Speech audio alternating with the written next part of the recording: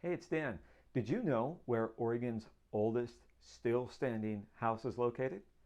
Now, you might be thinking Astoria, since that's where Lewis and Clark originally landed. Surely they built something that stood the test of time. Or maybe Oregon City.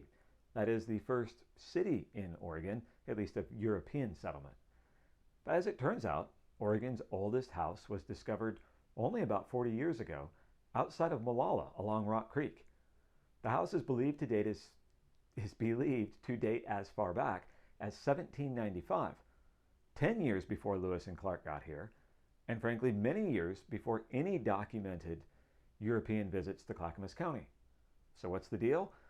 Well, researchers aren't sure, but they believe it was probably built by Canadian fur traders who crossed the Rockies in the late 18th century and came out west in search of hunting opportunities and, of course, many fur opportunities, given that that industry was booming at the time.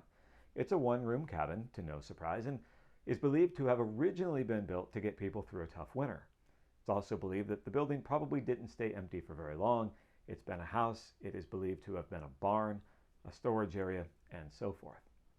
What's pretty cool is the building was constructed using a half dovetail notching. It's a fancy way of saying the way that they put the trees together, basically, the logs together.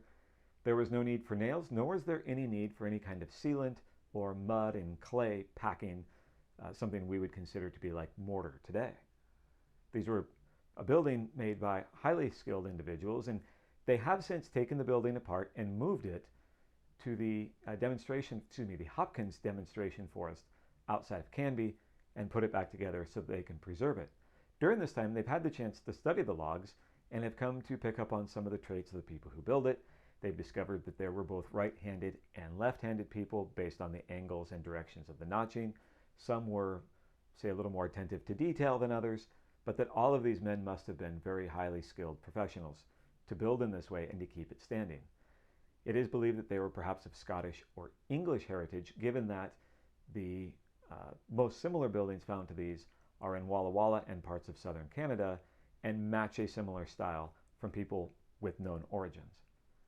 So, congratulations to both Molalla and Canby for having the oldest house in Oregon, and the Hopkins Demonstration Forest intends to make the house available to view perhaps a little later in the year once this pandemic thing you may have heard about settles back down.